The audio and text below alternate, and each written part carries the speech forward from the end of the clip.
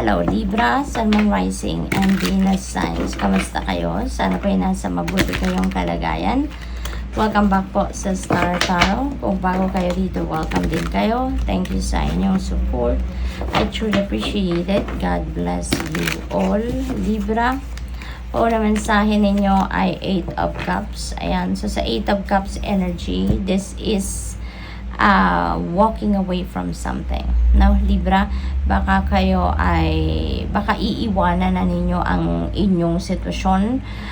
Maaaring ito ay related sa trabaho, sa career, 'di ba? Maaaring ganon. This is something, no, na hindi na kayo masaya. This is somewhere na hindi na kayo masaya, hindi na kayo, wala ng contentment, wala ng, yung parang naaano na kayo dito, Libra. Baka may discomfort na kayo nararamdaman. No, kasi feeling niyo siguro, baka yung parang dead end na to. Yung parang hindi na kayo, wala ng growth, wala ng advancement, wala ng pag-usad. Parang nakukulong na kayo sa stagnant energy. Yung ganon, yung parang wala ng movement talaga, walang progress na nangyayari na. Kaya alam naman ninyo na marami pa kayong ibubuga, alam naman ninyo na marami pa kayong magagawa. Kaya yan ang hinahanap ninyo ngayon na bagong path, no? Kung saan magiging ano pa rin kayo, magiging tawag dito, matagumpay pa rin kayo. Yung bang magagawa pa rin ninyo ang mga bagay na gusto ninyong gawan at magkakaroon ng magandang resulta. Yung bang makakatulong din kayo sa maraming tao, no? Yung hindi lang pa magtatrabaho kayo para sa sarili ninyo. Yung ganon. Kaya you're moving away or walking away from this situation, whatever this is. Okay? So, tignan natin kung ano pa ang ganap. We have Page of Cups. Ayan. So, there could be invitation dito for social gatherings. There could be invitation dito para sa mga okasyon, sa pamilya or sa mga kaibigan, katrabaho. Parang may imbitahan kayo sa mga birthday parties, anniversary, mga ganon. Ace of Wands, this is a new beginning energy, Libra, at maaaring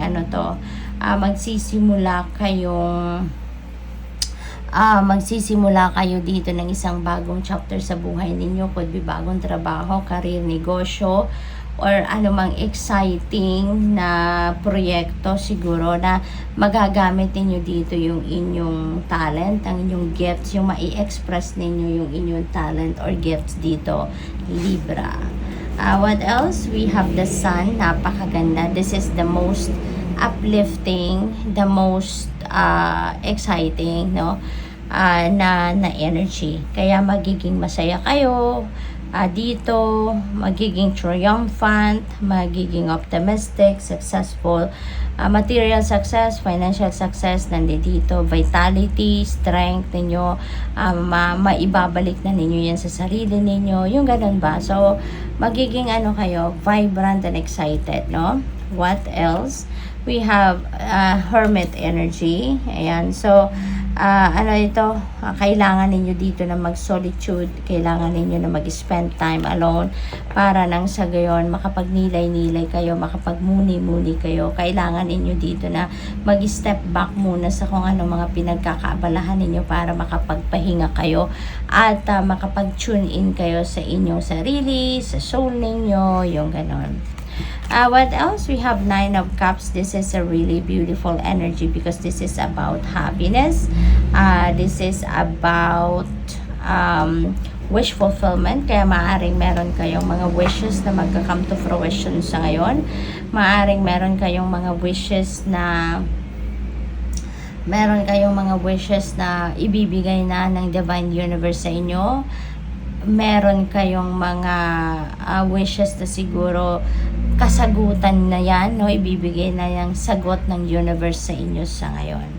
What else? We have 4 of Swords. Kailangan nyo talaga na magpahinga, Libra. Baka stressed out na kayo, physically, mentally, emotionally. Kaya may rest and relaxation dito, reflection time dito. So, Libra, kailangan ninyo na muling i-ground ninyo ang inyong sarili. Okay? Focus on yourself sa ngayon. Okay? What else? We have Ace of Swords. Ayan. So, dito naman sa Ace of Swords, this is another. Oh, wow. So, dalawa na yung aces, Libra. Pag mayroon dalawang ace or more sa reading, that signifies that there are significant events na mangyayari na talagang exciting, maganda. Yung gano'n, no? This is super, super gandang, magnificent na mga pangyayari maaring dumating sa buhay ninyo sa ngayon. This is enlightenment then, si Ace of Swords. This is enlightenment. This is new beginning energy then. No, because this is a nice clarity of mind, new insights, yung mga ganon, Libra. So, napakaganda ng mga maaring maging sitwasyon ninyo dito, okay? What else? We have the Lovers in reverse. Ayan, so there could be conflict, no? Baka merong hindi pagkakaintindihan kayo with your person or with kaibigan, kapamilya, katrabaho, no? Yung baka merong problema sa relationship ninyo ng kung sino man dito. Baka meron kayong hindi pagkakaintindihan.